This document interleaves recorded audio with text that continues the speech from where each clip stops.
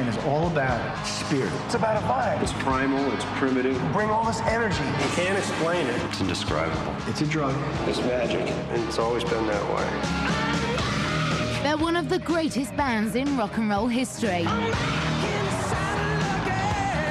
If it's attitude what you're looking for, then this band's got it. Aerosmith, you know, they were the ones that made me want to play guitar. It was like everything that I liked about rock and roll rolled up in one.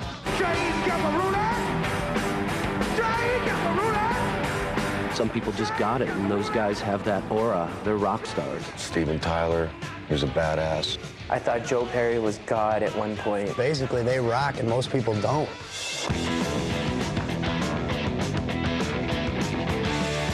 Five bad boys with age-old friendships.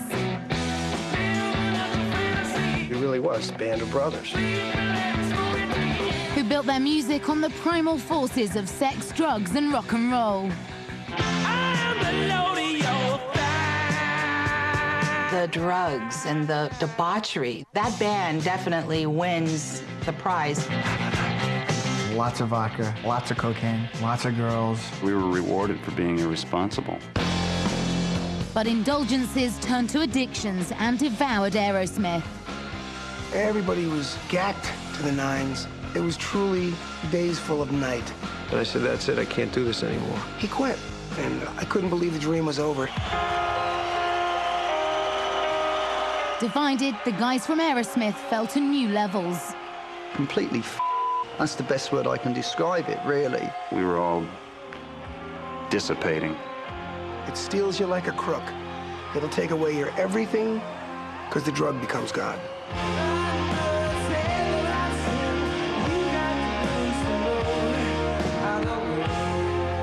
But reunited, Aerosmith were able to conquer addiction.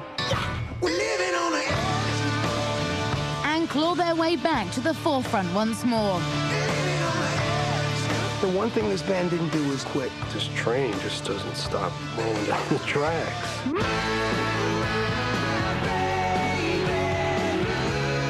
Now a voyeuristic ride into the volatile world of a legendary rock and roll band. Famouser than I thought. Yeah! Hey, Hit Your Face Productions. With unrestricted access on and off the road. I have to make it mine, don't I? From the boardroom Well, whose idea was this? to the bathroom. Aerosmith. This is it. This is as good as it gets. A special extended Behind the Music. Do you want me to show it to you?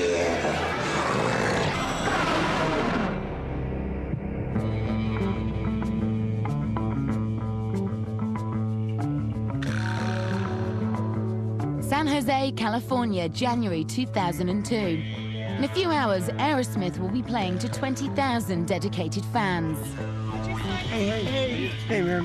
Hey, baby. You know, I'm totally addicted to adrenaline. And when I think that I'm going on stage with this band tonight and we're throwing a party for 20,000 people, it freaks me out. I get this little feeling inside like that first hill you go over in a roller coaster.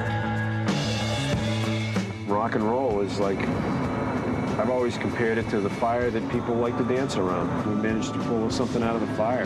Listen, what are we going to do for the sound check? We can go into Jaded and then go right into Train Kept the Rules. We are living the dream. It's the greatest. I love it.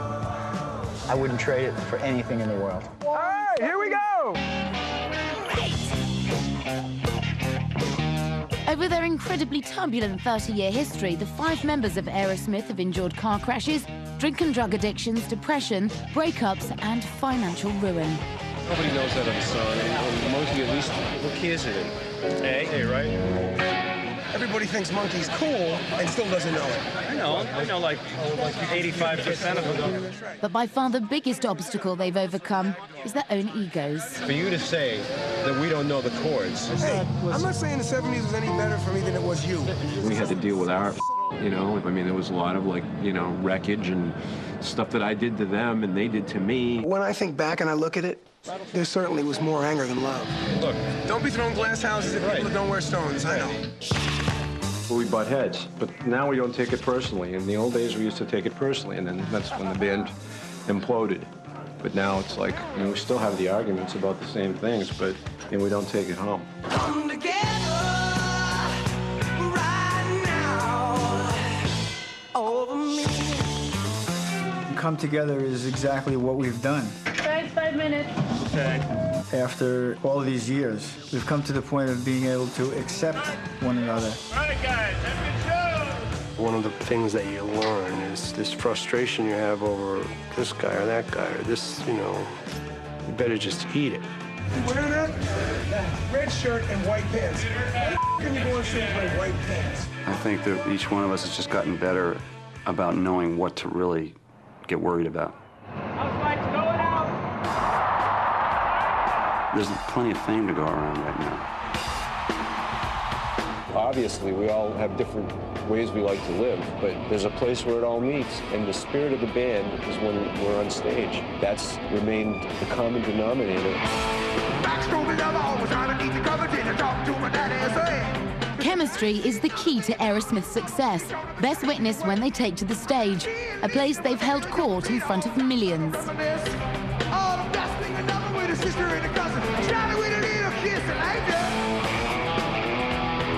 You know, it's almost impossible for me to sit on the stage behind my drums with those 4 guys standing out in front of me and not have a good time.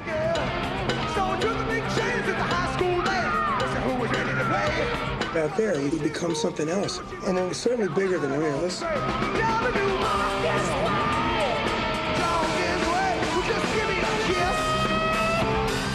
Long celebrated as one of the best live acts around, Aerosmith has managed to survive in an industry geared towards youth, remaining relevant as less resolute bands fade away.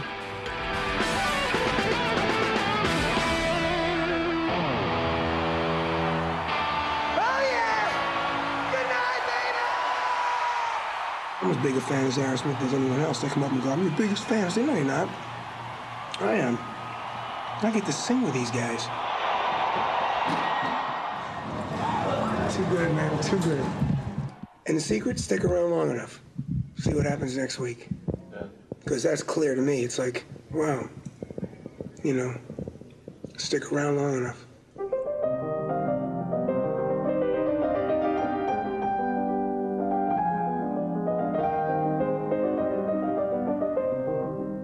Music has been the only constant in the tumultuous life of Steven Tyler. He was born in 1948 in a working-class neighborhood of Yonkers, New York. His father, Victor Tallarico, was a classically trained pianist who made his living touring with big bands.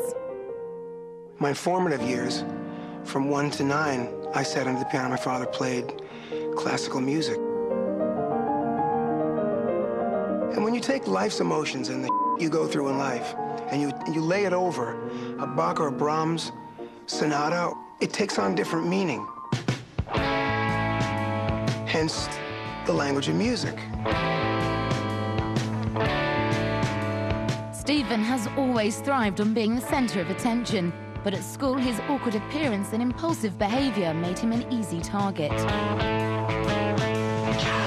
And I wasn't the most handsomest guy growing up. I had a tiny head, you know, pinhead, and I got made fun of, and huge lips. And my mother tried to bail me out and say, you know, just tell him that, you know, all the better to kiss girls with. But then I got decked out for being a wise guy. So I learned how to play the drums and be in a band so I could play in the lunchroom Friday afternoon to be, you know, one of the gang, you know, try to fit in somehow.